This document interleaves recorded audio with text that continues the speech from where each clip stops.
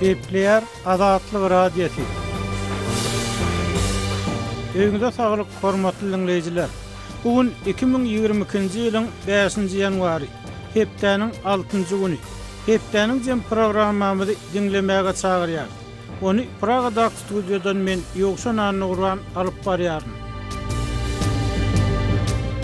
Hormatly dinleýijiler, bu hepde Azatlygyň web saýtyna iň köp okulan habarlaryň, şeýle-de iň köp dinlenen gepleşikleriň başyny bayramarly ilat häkimiýetleriň bazardan gitmek talabyna boyun bolmady. Uly ýoly petiklet diýen at bilen çap edilen habar we gepleşik çekýär. Şeýle-de okujularymyz we dinleýijilerimiz Göktepe'de neşe gaçakçylaryna garşy operasiýa geçirildi diýen at bilen çap edilen habary we gepleşigi köp dinläpdirler. Türkmenistan türmelerdäki tutsawlaryň sany boýunça ýene öňe saýlandy. İstanbul Türkmen ýaşulsy aeroportdan çykaryldy. Onuň ýerine başgalary bardy. Aşgabat topuk gepleşiklerini dikeltmäge çalışýar. Moskwa gazyklanma bildirýär diýen at bilen çap edilen habarlarymyz hem bu hepde iň köp okulanlaryň beýasligine girdi. Dinleyijilerimiz marly sürüjüler Welayet prokuraturasyna arda ýazyp ýol polisiýasyndan şikayet etdi. Aşgabatda köpçülükleýin waksin edilýär. Kerkide täze karantin zorlagy guruldy diýen gepleşiklerimizi köp dinläpdirler. Bu hepde iň köp görülenleriň başyny türkmen görnüşleri 5-nji hepde diýen at bilen çap edilen fotosergimiz çekýär. Mundan başga Azatlygyň web sahypasyna girenler wada bermek gitmegi aňratmaýar diýen at bilen çap edilen videomuzy köp görüpdirler. Hormatly dinleýijiler, hepdeniň jem programmamyzy dinleýärsiňiz. Pandemiýa çäklendirmeleri we beýleki ýagdaýlar bilen baglykda daşary ýurtlarda, hususan Türkiýede galan Türkmenistanly migrantlaryň dowduk mekana dolanmak, maskalalarına goguşma uğruna tagarlalary dowam etdirilýär. Azatlyk goýdy İstanbul aeroportuna oturup öz ýagdaýyna üns çekmäge synanşan Türkmenistanly Ibragim aga bilen söhbetdeşligi çap etdi. Onun howa menzilinden kowuluşy hakynda maglumat berdi. Emma soň bu ýere ýene bir näçe türkmen migrantynyň goşlaryny alyp gelenligi habar berildi. Düýbi Bolgariýada ýerleşýän türkmen Helsinki gaznasynyň 4-nji ýanwarda Türkiýedäki çeşmesine sarylanyp ýazmagyna görä, watanyna dolanmak niýeti bilen İstanbul aeroportuna toplanan türkmen migrantlarynyň sany häzirki wagtda 20-den geçipdir. Adam hukuklaryny goraýan topar bu adamlaryň ählisiniň bir näçe ýyl bäri watanyna dolanmagy finansiýarlygyny, emma olaryň İstanbuldaky türkmen konsullugyndan hiç hili kömek, ýardam alyp bilmänliklerini belleýär. Bu temadan aeroportdan kovulan Ibragim Begzanow barada maglumat taýýarlan kardeşim Gözel Hudaýberdiýewanyň berjek gurrungyny bilelikde dinläliň. Türkmenistanly 60 ýaşly Ibragim Begzanow 30-njy ýanwarda Istanbulyň aeroportuny terk etmäge mejbur edildi. Bu onuň aeroportdan çykman oturan 17-nji günüdi. Türkmenistany dolanmagy mümkinçiligiň döremegine garaşan ýaşuly aeroportdan çykarylmagy bilen bagly ýagdaý barada şeýle gurrun berdi. Men aeroportda işgalar geldiğince bizim kanunumuz boyunca deydi, bilediğiniz yok, o da deydi, bazı oturmam deydi var. Mene geçecek dedim, gitmeye yerim yok dedim.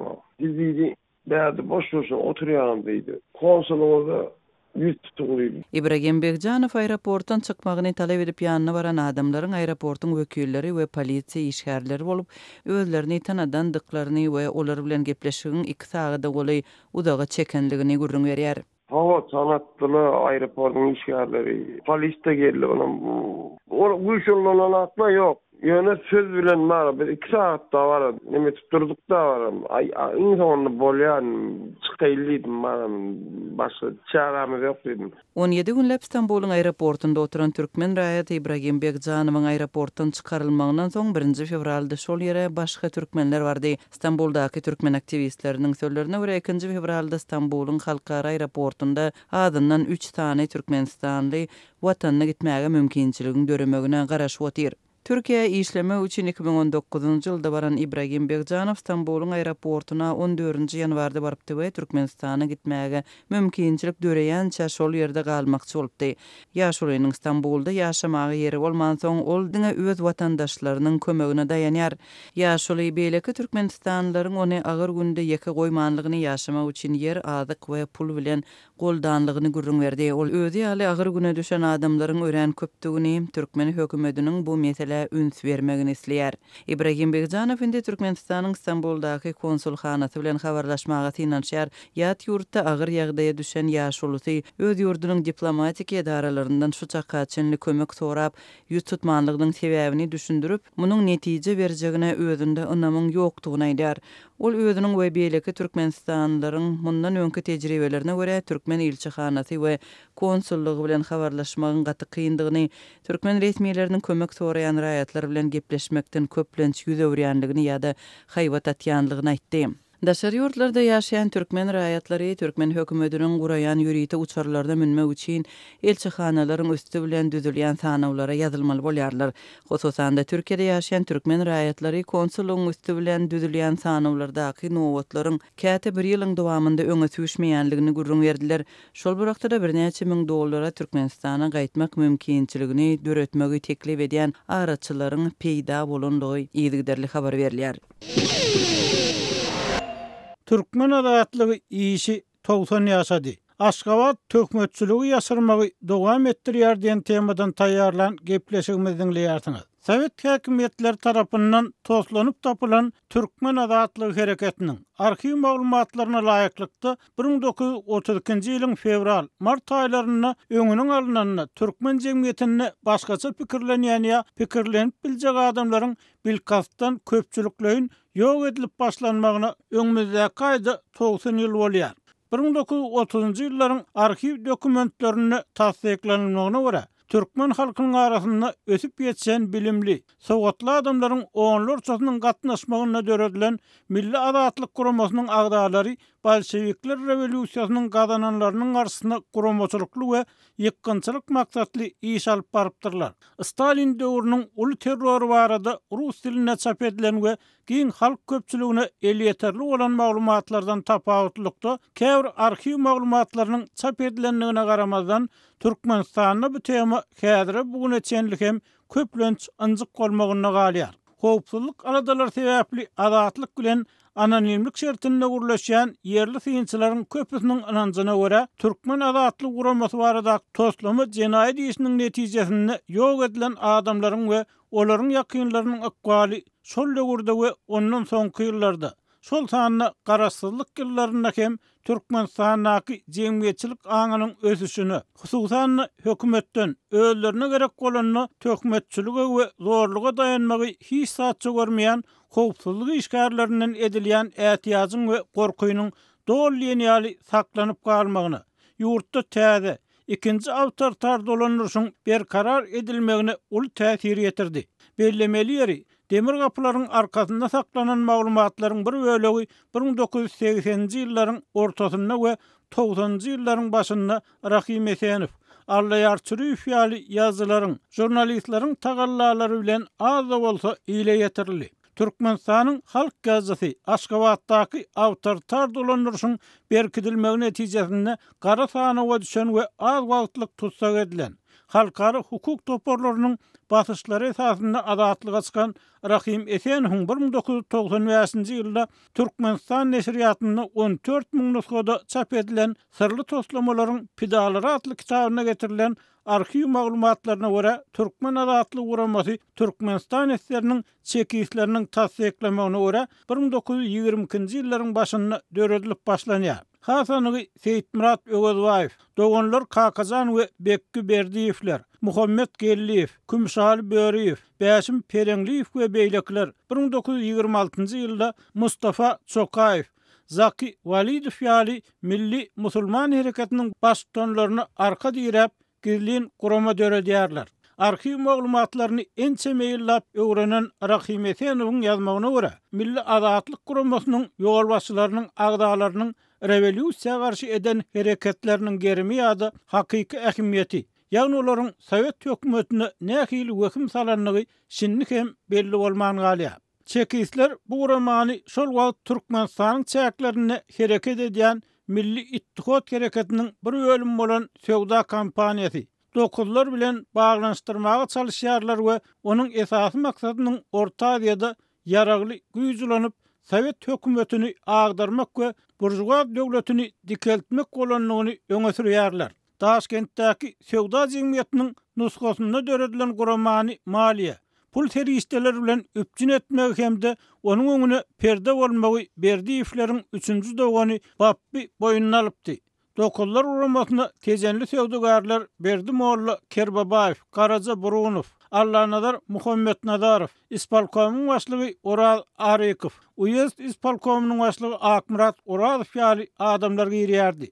Türkmenistanyň Milli Howpsuzlyk Komitetiniň arhiwlerinden alynan maglumata görä, Kakazan Berdiýew sorak edilenne mysal üçin Maşatdaky İnglis wekilhanasynyň işgärleriniň Türkmenistanyň döwlet syýasy upravleniýasynyň başlygy Karuskiň janyna kast etmek üçin ýara we pul gaýgyrmajakdygyny aýdyp öz garşysyna, öz doganlarynyň garşysyna görkezme beripdir. Bu işi Oraz Mehmet Wafaýewa tapşyrdylar.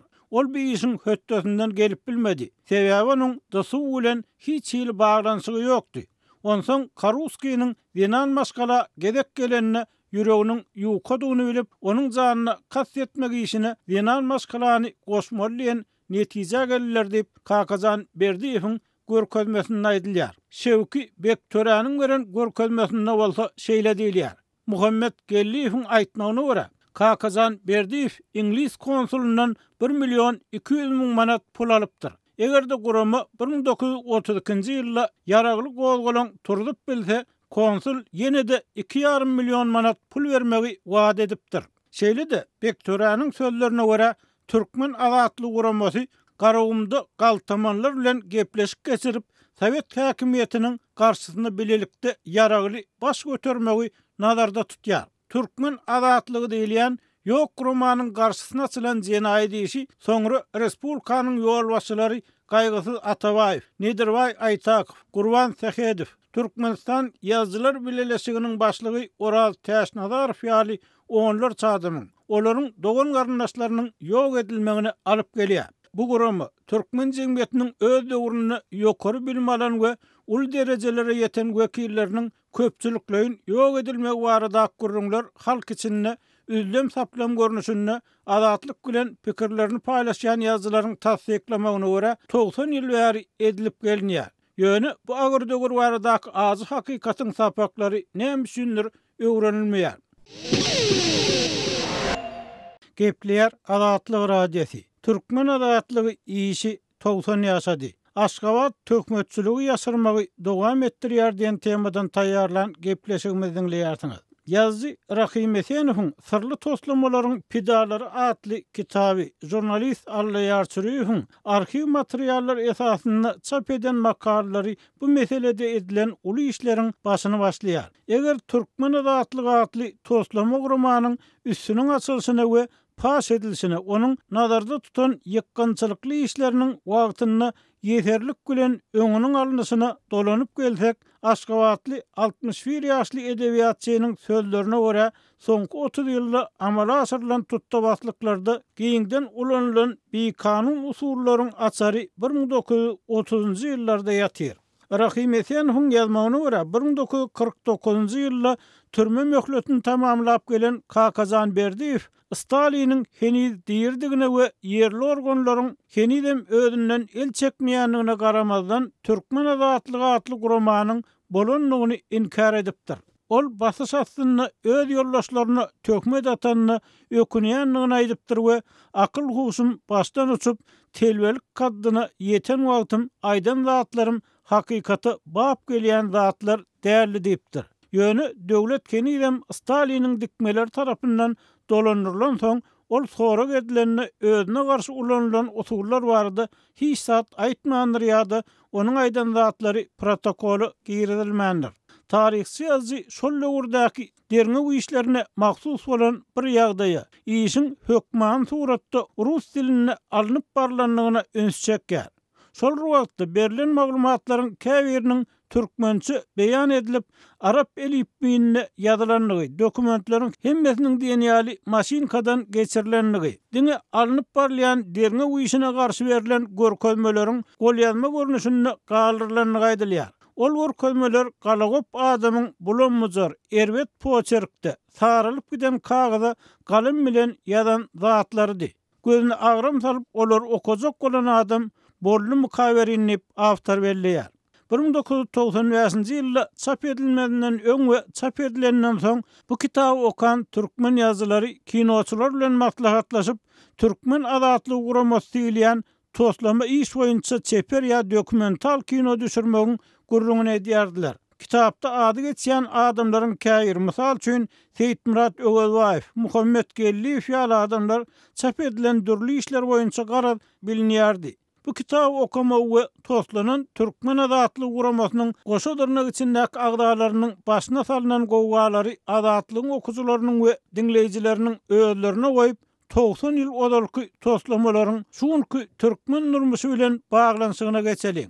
Şu aralykda dünýä ýurtlaryndaky türme maglumatlaryny çap edýän World Prison Brief neşriniň täze hasabatyny aýdylmagyna görä, Türkmenistan ilatynyň jan başyna düşýän tutsaglaryň sany boýunça dünýäde 3-nji ýerde durýar we halkara hukuk toparlarynyň, yerli synçylaryň we olarky tutsaglaryň köpüsiniň tasdiklemegine görä, bu netije, ýagny tutsaglaryň sanynyň ýyldan-ýyla şeýle köp bolmagy adamlaryň gynalmagy, ýowuz aramak we gorkuzmak bilen gazanylýar. Biz bu ýagdaý barada Türkmenistanyň Merkezi Bankynyň olarky başlygy Hudaýberdi Orazow bilen söhbetdeşdik. Ol Saparmurat Niýazow döwrüne anyk bolmadyk aýyplamalar bilen Milli Howpsuzlyk Komitetiniň Deslapky tutsaghanasynda mehman bolan öňkü resmiýleriň diňe biri bolup durýar. Orazowyň pikirçe 1930-njy ýyllarda bilimli, düşünjeli adamlaryň galp aýyplamalar bilen ýok edilmeginiň esas sebäbi häkimetleriň halky gorkudy, tawinlikda, gulýal saklamak niýeti bilen bagly bolup, bu ýagdaý awtortar dolanýarsy saýlap alan ýurtlarda şinlik hem dowam etdirilýär. Şwesiýada ýaşaýan öňkü bankiryň pikirçe bu hili ýurtlarda başgaça pikirlenýän adamlaryň işinden hökman kemçilik tapýarlary we dürli bir kanun usullary ulanyp, olaryň dol tawin bolmagyny gazanmaga çalışýarlar. Hudaýberdagy şu fevralda türkmen adatlygy diýilýän toslama iş 90 ýaşaýar. Sowet çekisleri bu jenaýet iş esasynda özlerine garşy galp görkezme bermäge mejbur edip, onlarça türkmen liderini, olaryň dogan garyndaşlaryny we pikirdeşlerini ýok edipdir. Emma türkmen tarihçilari bu ýagdaý barada şinlik hem açyk jikmejik gurrun edip bilmeýär. Siziň pikiriňizçe muň sebäbi nämede bolup biler? Oyan birinciden sonra aýtmalysy bir Türkmenistanda da bütün Sovet Soýuzy boýunça her ýyl bir guramalar ustaçylyk başlady da, ol Sovet Soýuzyna garşy, Sovet halkyna garşy guramalarda. Men pikirimçe wara, ol şu Stalinin 28-nji ýylda ýagmyşmasa plenumda aýdany da, näçe sosializm güýçlense, şonça da oňa ýurdun içinde garşylyk güýçlenýär diýip de.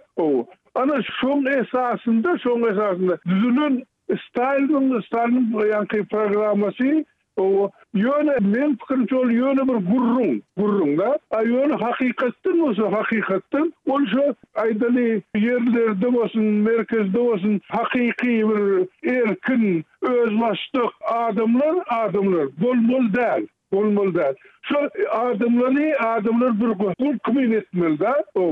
Senin pikiriňiz sonuna şu pikirlenip bilýän, döwre düşünýän, gelecek barada pikir edip bilýän adamlary aradan aýyrmak isläpdirler da, şeýlemi? Şu görýän, şu adamlary şu ýol başlygy biljek, adamlary bir uğraşjak, düşündirjek, adamlary aradan aýryp çoňgosa, egerde misal üçin bilimli, sowatly adamlar bolundy da. Olar düşünmeli. Egerde birden şu hakykat aýtyp başlasaň da, ana boljum, ine şuň aldyr diýip de, ana şoň üçin, şu Stalinin şol siýasaty, men pikirimçe wara, ýurtda şu yalan geplemeni, şonu ýallyklamagy, paraxorlugy, Şoňa zatlar döretdi. Ýöne bir ýa-da peýdalanan adamlar diýildi, peýdalanan hökümetin işindeki adamlar diýildi. Şo ordun işgärleri, parti işgärleri, hökümet işgärleri, ana şolar hakyky şolaryň peýdasyny boldy. Öýrede kim bar bildi, kim bar bildi. Eger sen şo ýanlyklysyň, her hili ýollar tapýarynsın, ana şu ýagdaýda sen şo hökümetin işinde ösübül ýa-da ýa-da işe bar bilýär. Misal etirildi. Seneler nähili okuyuklu ol, akıllı ol, ýöne egerde sen partbildiň bolmasa partbildiň hiç hili ýokary işte işlebilmeýän da. Hudaý berdi, bagyşla sözüňizi böleýin. Inni Türkmenistanyna şu tarihi döwür barada gurrun etmäge tarihçilere de ýazgylary da uly mümkinçilik berilmedi. Bir arada aşwarly arhivler döwürlüp başlandy, arhiv dokumentleri ýüze çykdy, gazetlerde makalar çykdy, käbir kitaplar çap edildi. Emma beýleki respublikalarda şu ýagdaýa analiz berildi, gaty köp kitap çykdy, kino eserleri, teatr eserleri döredi. Emma Türkmenistanyna şu arhivleriň öňü ýapyldy ýene bir gedek. Tinçilerin yerli tinçilerin käbir pikirlerine göre şu öňkü ýagdaýy, öňkü repressiýany ýa-da halky gorkudyp saklamak siýasatyny dowam etmek üçin şu öňkü bolan zatlaryň öwrenilmeginiň öňü ýapyldy. Käbir tinçilerin pikirine göre. Siz şu pikire nähil garaýarsyňyz? Bolýan dogry. Ýöne bäki respublikalar alkorsam bara, şonu düýplüğine bara, şoň näp dörenine, hili bolanyna, hili ziýan getireni, şu düýplü öwrenilmedi, men pikirimçe, öwrenilmedi. Hiç da orsiýetim özüne bir topar institutları bilen zady bilen. Elerde doğrusuna ise para, şu Sovet Soýuzy yıkılan sebebi, şu Stalinizm. Çoğunmasa bir topar respublikalarda bir topar kemçilik koyuverilýär. Endi Türkmenistan diýmeli, bäki respublikalarda da. Ine mysal üçin, ine şo al korsaňyz da şu Belarusiýa diýildi. Şoň ýerde ýa-da bir topar kemçilik koyuverilýär, ol ýa-da hakyky diktatura bar. O sebäbi şo Stalinizm dowamy, Stalinizm netijesi şol. Ine Türkmenistanda şu o Stalinizmin iň bir erwet görnüşi men pikirimçe. Şoň üçin birinciden kim onu ýa-da taýarlajak, kim onu öwrenjek, kim onu ýazjak, hem ilmi bilimi hemmesini dawatdylar da, ol birinciden. İkinciden bolsa haýsy ýüzü bilen olar Stalinizm barada hakykaty görkezjek halka. Haýsy ýüzü bilen? Özleri ýüzleşdi beter Stalinizmden. Inni Hudaý berdi aga, ine soňky maglumata görä Türkmenistan dünýäde şu ilatynyň jan başyna düşýän tutsaglarynyň sany boýunça 3-nji ýerde durýar. Soňky 30 ýylda Türkmenistanlaryň uly bölegi türmelerden geçirilýär ýa-da para berip, emlägini berip şu türmeden başyny utardy diýen pikirler aýdylýar. Ikinji tarapdan Türkmenistanyň kanunlaryny, konstitusiýasyny da, prokuratura hakynda kanunlaryny da, beýle kanunlaryny da adamlaryň özlerine garşy görkezme bermegi bir kanun hesaplanýar. Ýakyn garyndaşlaryna garşy görkezme bermeginiň ýuridik güýji ýok diýilýär. Indi bu ýagdaý siziň pikiriňizçe näme üçin dowam edýär? Siz özüňiz nähili zatlar gördüňiz? Size de aýyp bildirildi. Şu öz tejribeňiz esasynda näme aýdyp biljek? Birinciden şu eger alkorsaňyz hem diktatura ýurtlar var, hem diktatura ýurtlar. Şu esasy gorkutma esasynda halky elinde saklaýar da. Soňra hakykaty aýtjak bolsaň, nasyonalsan hökmani kemçilik gözleýär zady. Şöýt bolsa hiç ýok ýerden bir ýa-da tapan bolýarlar, şöýt işden aýran bolýarlar. Şoň üçin ol Türkmenistan'dan ol diktaturaň kanuny. Egerde sen şöýdip alpyrmasaň, ýurdy elinde saklabilmeýän. Ya-da halk görmeli, hakyky halk üçin vizyonu izleýän işläp halky mümkinçilik berýän, ya-da bolmasa ana şonuň bolmasa elinde taýak, ana şöýde bolmasa halk üstünde durmaly. Egerde birden bir şunlar ol birden ýa-da onu aýtmasasa, ýok ben şoň garşyna çykmaly. Ana şöyle bizim döwrümizde de şonlar ýagdaýlar boldy. Ol şu içinde olanda karşı çykanda da şonlar ýagdaý sataşýan men bilýätim. Şoň üçin men şoňa razyym. Sebäbi esasy narazyçylyk. Egerde men şu kelläme aşak salyp diýip dursam, ana şonda men özümi ýigrenirdim. Hili ýagdaýlar döretdiler, ýöne şonda da men oňa gynanam ýok da olmuş. Inni Hudaýerda siz bir aklygçy bilen gürleşeniňizi aýtdyňyz-da, bir özara gurrunçulukda. Şo aklygçyň diýen sözlerini aýdyp berdiňiz. Sebäbi Türkmenistanda bir tarapdan aklygçy we ikinji tarapdan aklygçylar hiç saat gürlep bilen ok, aýdyp bilen ok meýtdi üçin. Inni bir ýerde nämeler bolup geçse, aklygçy roly ýa-da ombudsman, beýleki institutlar näme üçin öz işine denok, näme üçin şeýle kan tutsak döreýär, näme üçin repressiýa dogam edýär. Şo aklygçy pozisiýasy nähil Türkmenistanda? Sakladılar men şu KGB'de da şu KGB'de saklandı son indi bir yani şu çıkardılar bir hafta sakladı. Öyle bir yani misal getirildi şu yani düşünür da şu karşı çıkan adamlara nehil oyunlar geçiriliyor da olurdu. O misal için gece dandan saat 4'te Turziyalı dur öne öğüt böyt ne oldu? Hazır sen alkıda seni öyders böyders. Aşamızı biri geliyor ağırdan ay şu siz gelmiş girdiniz. Başka yere girmedi. Vakit kalıyorlar. Başka hiç yere girmiyorlar da. Ya da olmasa daşını sen çıkarmalı yarım saat bir açık kovada demalmalı deyip yani çıkarılmalılar anladın mı? Hiç toyverilmalılar da. Sonra da sonrası yönü değildiler da sana iş varlar. Son için sen advokat gözler öyle böyle deyip de. Onlardan soruşturup görsem bir güçlü o advokat var. Şöyle bir gepleşmeler daha dediğim oğlum şu üniversitede muallim oluyor işliyor. Şu advokat işini geçiriyor deyip de. Böyle deyip şu taptık gepleştik.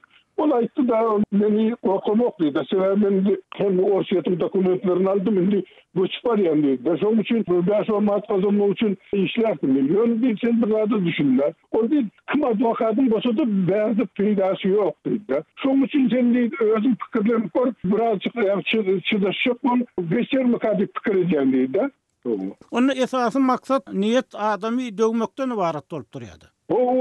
Şu adamı korkuzmak, adamı dövmek, yenişmek, şu bir kemsitmek, niyazmığında ağlap, dizini çöküp, şunlardır yankıda bir adamçılığa sığmayan dağlar da bunu edýärdi. Inni şoňulun bir wagtda Hudaýerdagy sizin eginleşleriniz şol döwürde bili işlesen adamlaryňyzyň köpüsi türkmen türmelerinden çykdy. Olaryň bir näçesi türmede helak boldy. Şoňulun birlikde de bu ýagdaýyň dowam edýänini gaýdylýar.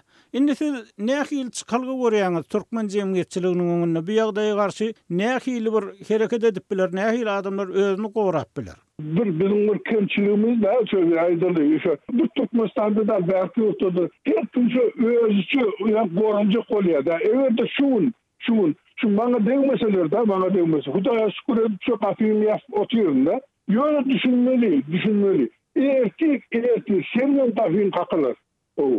Son için şu bir adımlı yöne koyadığında birleşecek olmalı. Birbirini komyon edecek olmalı. Sonra yani yaşlı da o KGB değiştirecek, yankı değiştirecek. Şu zattır.